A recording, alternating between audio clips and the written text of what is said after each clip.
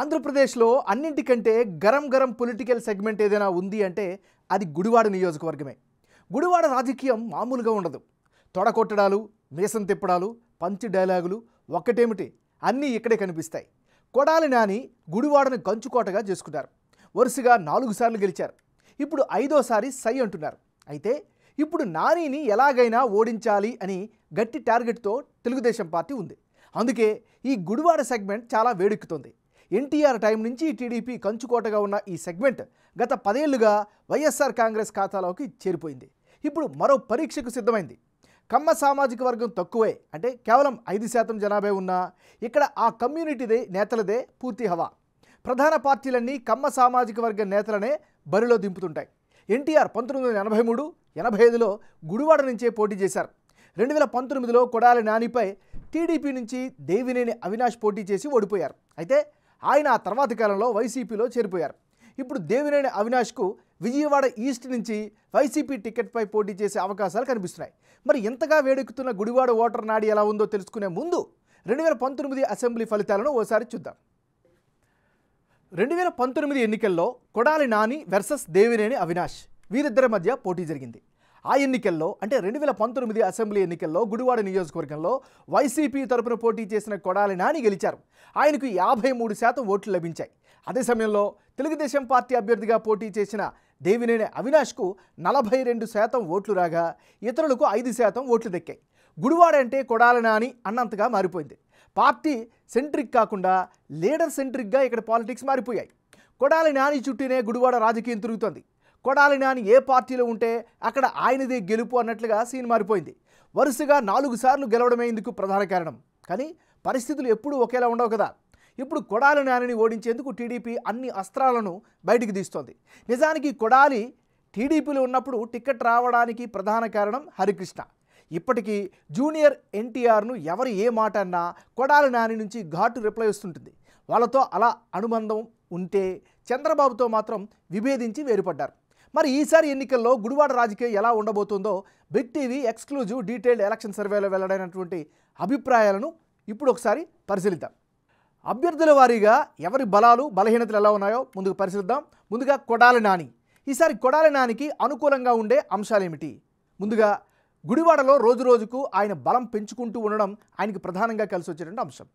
మరోవైపు ప్రజల్లో సొంత ఇమేజ్ను కూడా ఆయన బిల్డ్ చేసుకుంటూ వస్తున్నారు. ఈ 2 పాయింట్స్ దీనికి ప్రధానంగా కలిసి వచ్చేటటువంటి అంశాలు. మరి కొడాలి నానికి ఈసారి మైనస్ అయ్యే పాయింట్స్ ఏమైనా ఉన్నాయా? ఒకసారి చూస్తే 4 సార్లు గెలవడంతో తీవ్రమవుతుంది ప్రజా వ్యతిరేకత. ఇది ప్రధానమైనటువంటి మైనస్గా చెప్పుకోవచ్చు. ఇక విపక్ష నేతలపై ఆయన మాట్లాడే భాష చాలామంది అభ్యంతరం వ్యక్తం చేస్తున్నారు. ఇది కూడా నెగిటివ్ అయ్యే అవకాశం ఉంది. ఇక నోటి నుంచి తరచూ అన్పార్లమెంటరీ పదాలు వాడడం, ఇది ముఖ్యంగా న్యూట్రల్ ఓటర్లపైన ఎక్కువగా ప్రభావం చూపే అవకాశాలు కనిపిస్తున్నాయి. ఇక గుడివాడ టౌన్ సమీపంలో భూ కబ్జా ఆరోపణలు కూడా వెల్లువెత్తుతున్నాయి. ఇది కూడా మైనస్ అయ్యే అవకాశం ఉంది. ఇక సొంత ఫంక్షన్ హాల్ను క్యాసినోకి రెంట్కి ఇచ్చారన్నటువంటి ఆరోపణలు కూడా ఈయనపైన ఆ మధ్యన వెల్లువెత్తాయి. సో ఇవి ఈయనకి సంబంధించినంతవరకు ఉండే ప్లస్లు మైనస్లు. తెలుగుదేశం పార్టీ నాయకుడు వెనిగండ్ల రాము. మరి వెనిగండ్ల రాముకి ఈసారి కలిసి వచ్చే అంశాలు ఏమిటి? గుడివాడలో సామాజిక కార్యక్రమాలు చేస్తూ ఉన్నారు, ప్రజల మధ్యలో ఉన్నారు. ఇది ఆయనకి కలిసి వచ్చేటువంటి ప్రధానమైన అంశం. ఇక మెడికల్ క్యాంపులు, జాబు మేళాలు కూడా నిర్వహించడం వల్ల యూత్కి కనెక్టివ్లో ఉన్నారు. ఇక గ్రౌండ్లో యాక్టివ్గా ప్రచారాల కార్యక్రమాలను ముమ్మరం చేస్తున్నారు. ఇది కూడా ఆయనకి కలిసి వచ్చే అంశం. ఇక అన్న క్యాంటీన్ ద్వారా అన్నార్థులకు ఆహారం అందిస్తున్నారు.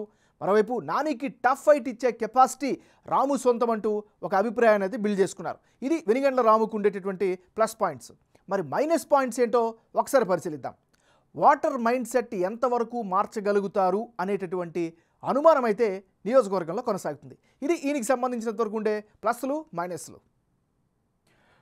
గుడివాడ నియోజకవర్గంలో కులాల వారీగా ఉండేటటువంటి ఈక్వేషన్స్ని ఒకసారి పరిశీలిద్దాం. ఈ నియోజకవర్గంలో ఎస్సీ అంటే మాల సామాజిక వర్గం 17% ఉంటే ఎస్సీ మాదిగ సామాజిక వర్గం 12% మంది ఉన్నారు. కాపులు 14%, యాదవులు 12%, రెడ్డి సామాజిక వర్గం 9% ఓటర్లు ఉంటే ముస్లింలు 8%, కమ్మ సామాజిక వర్గం 5%. అంటే గుడివాడ నియోజకవర్గంలో ఎస్సీల జనాభా అధికం.